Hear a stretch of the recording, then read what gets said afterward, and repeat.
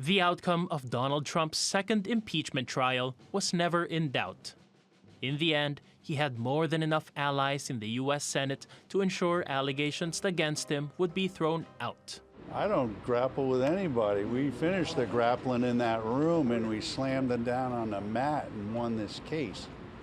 There's no grappling anymore. We won, not guilty. 7 Republicans sided with the Democrats. Minority Leader Mitch McConnell voted to acquit the former president of inciting last month's insurrection at the Capitol. But he says a full reckoning is coming. President Trump is still liable for everything he did while he was in office as an ordinary citizen. Unless the statute of limitations is run, still liable for everything he did while he was in office. Didn't get away with anything yet. Lawyers still have a lot of work ahead of them. Trump is the subject of a fraud investigation in Manhattan for allegedly inflating his wealth to secure bank loans and insurance coverage. Prosecutors are also looking into whether he lied about the value of property he donated in 2015 to get a bigger tax break. And in Georgia, investigators have opened a probe into whether Trump committed a crime when he pressured officials to overturn the state's election results. So it's possible that'll destroy him politically. It's even possible it could send him to jail, as difficult as that is to imagine. These cases will have major implications for the Republican Party as it deals with fractures within its ranks. Will it become an authoritarian cult, which is what many of its critics say it already is? Will it remain loyal to Trump? Or will Trump find himself with so many legal problems that he loses his effectiveness as a leader? For now, Trump remains the single biggest figure in U.S. right-wing politics.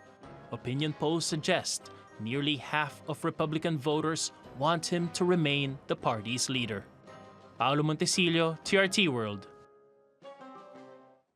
Well, for more, let's go to Scott Lucas. He's a professor of international politics and American studies at the University of Birmingham.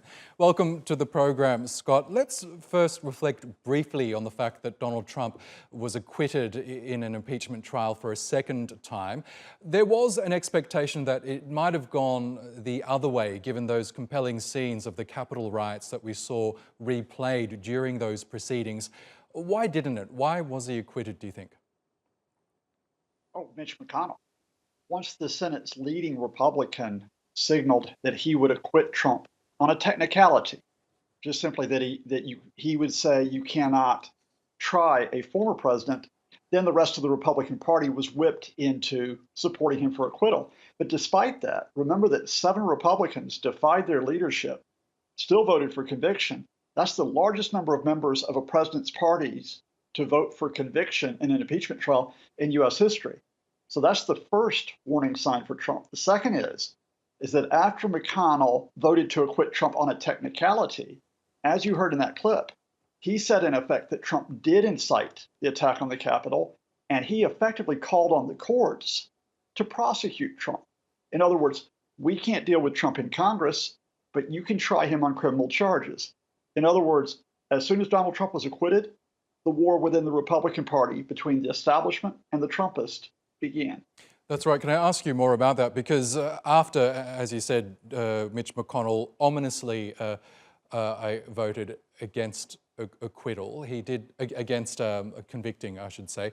He did say, as you mentioned, that former presidents aren't immune from being held accountable by both the criminal and civil justice systems. What potential legal actions do you think might be most damning for Donald Trump at this point? Take your choice. I mean, your correspondent summarized some of them when he talked about the already existing investigations, which have gone on while Trump was president, into his business activities, possible charges of tax evasion, possible charges of fraud. We have the new case, which has come up in Georgia, where Trump is being investigated for putting pressure on state officials to try to overturn the election results. That is an obstruction of justice charge. But you can add to that the Washington, D.C. authorities are investigating the Capitol attack, including those who might have incited the attack, and that would include Donald Trump. And last but not least, remember that the Mueller report on Trump Russia said that Donald Trump, on at least 8 occasions, either obstructed justice or attempted to obstruct justice, or at least that there was significant evidence that he had done so. So there could be federal charges going all the way back to that case as well. So Mitch McConnell seems to think that former presidents aren't immune from such legal actions, but is there any precedent in recent histories to suggest that perhaps being a former president might protect them from such lawsuits, either civil or criminal? Now, we don't have a precedent here because the closest thing that we have, which would have been Richard Nixon after the Watergate scandal in 1974, was pardoned by Gerald Ford, by his successor. Now, Donald Trump did not get a pardon from Mike Pence because he didn't resign to allow Pence to pardon him. So therefore, he is liable at state and at federal level. Do we have precedent? Look, Donald Trump has broken the mold in many things. And in this case, he's broken the mold with so many possible crimes that we're onto new ground in terms of what might happen in the courtroom and in the political arena.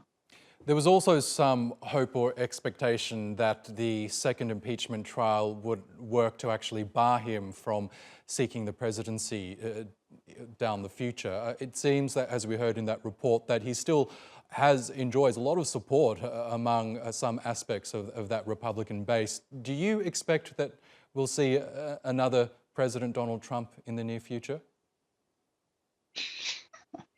I'm not going to show my bias and say heaven help us. But Donald Trump will run for president in 2024 if he is not in prison and if he is not stopped by leading Republicans. Let us be clear. Even before that, next year, when Republicans have to run again for their seats in Senate and in the House, Donald Trump will put up his own loyalist candidates against them. That is why Mitch McConnell was so strong in that speech.